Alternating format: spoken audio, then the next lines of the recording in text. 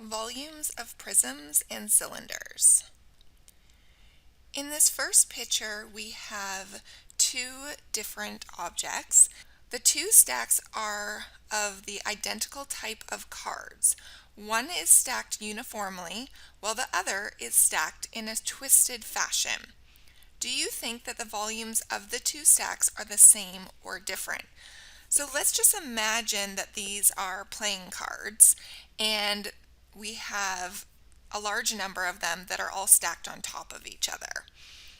Now, if we were to find the volume and they were perfectly stacked and aligned versus the volume if there was a twist in the cards, are the volumes the same?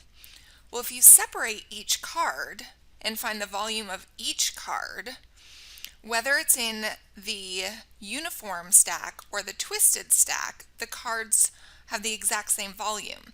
Therefore, if you have a number of cards that you're stacking together, whether they're uniform or they're twisted, the volume will be the same.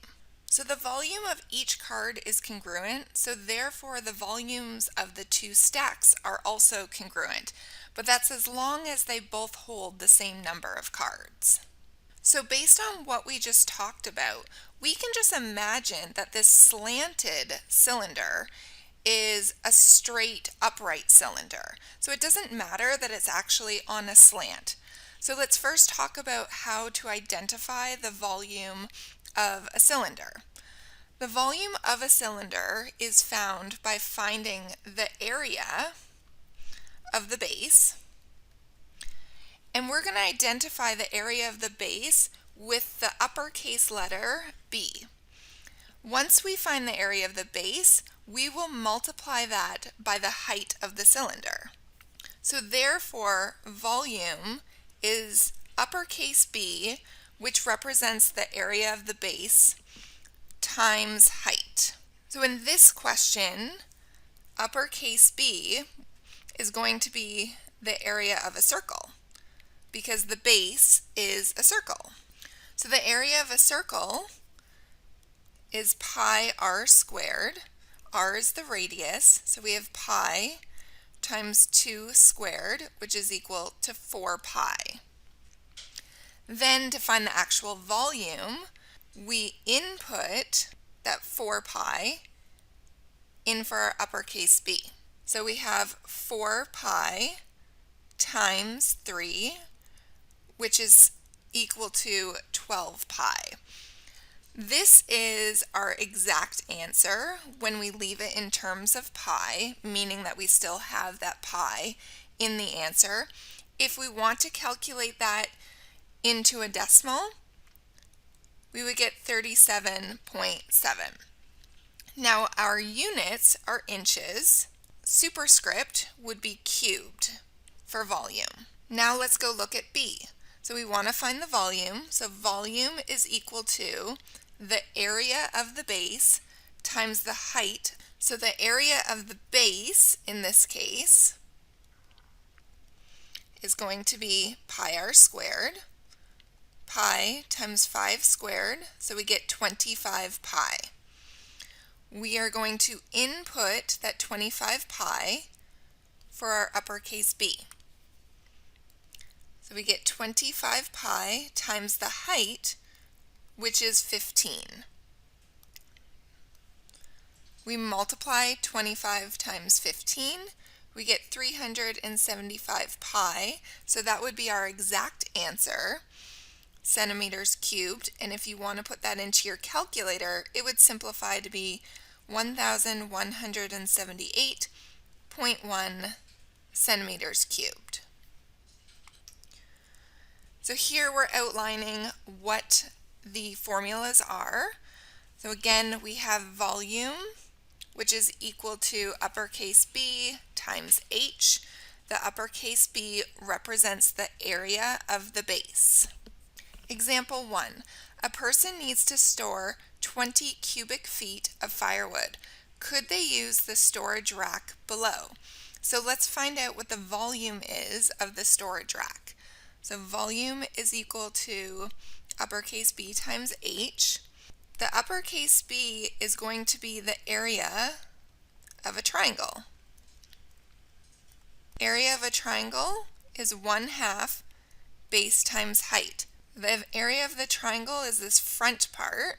So we have 1/2, the base is going to be 6, and the height is going to be 4.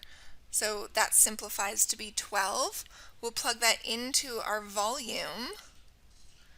So we have 12 times the height. So the height in this case is the width. So we end up getting 24 cubic feet.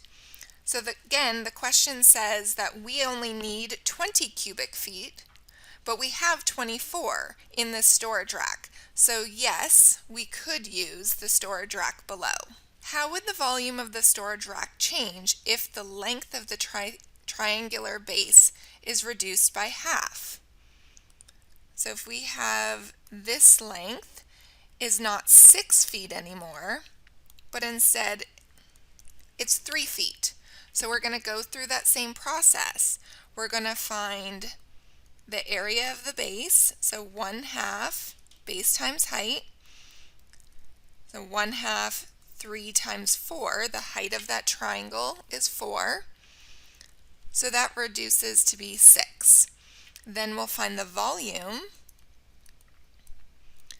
So we have 6 times the height, which is 12 cubic feet. So how did the volume of the storage rack change? Well, when we had a base of 6, our volume was 24, and now we have a base of 3, and we have a volume of 12 cubic feet. So therefore, the volume is halved. In example 2, which of the canisters holds more? We have a uniform canister, straight up and down on the left-hand side, and we have a slanted one on the right. Notice that the diameter is the same in each, and the height is actually the same in each, and we just see that visually. So this would also be 25 centimeters. So is the volume of the canister on the left the same as the canister on the right? Yes, it is, because the dimensions are the same. If we want to find the volume, we'll first find the area of the base, which is pi r squared. So pi, the radius is 10, so we get 100 pi. And our volume, we take that answer and we multiply it by the height.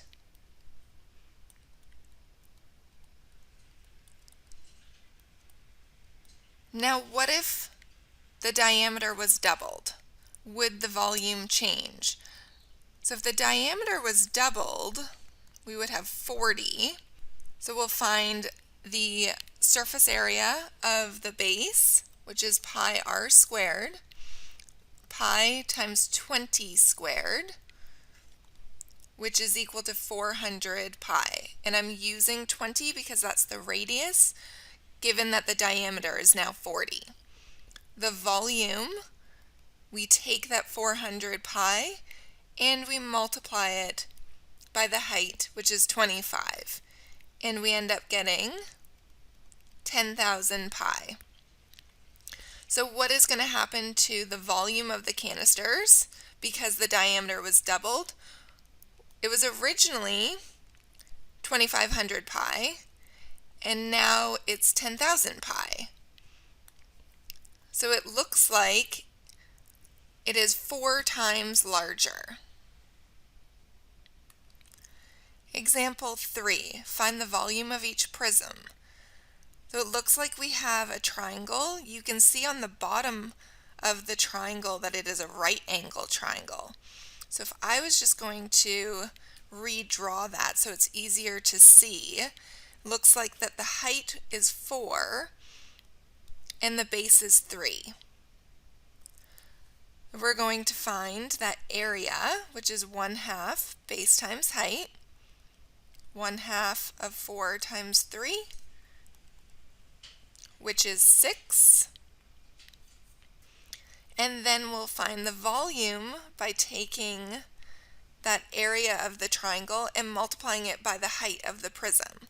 So we get 6 times 2, which is 12 centimeters cubed.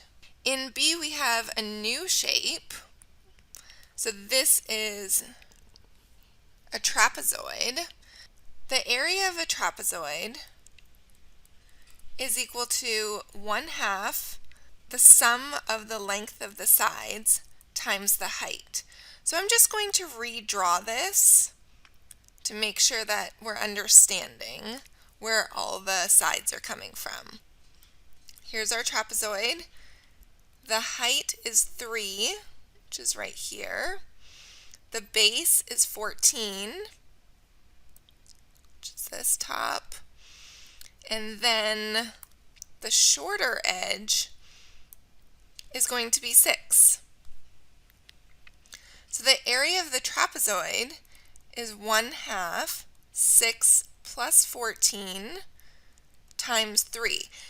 Now just to be clear, this height is the height of the trapezoid, not the height of the entire prism.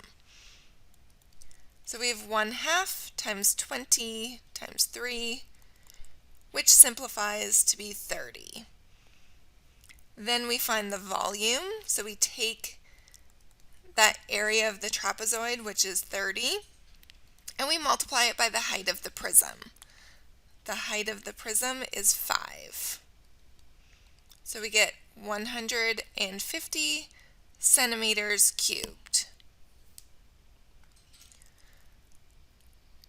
Why don't you try these ones on your own? So pause the video and then you can check your answers.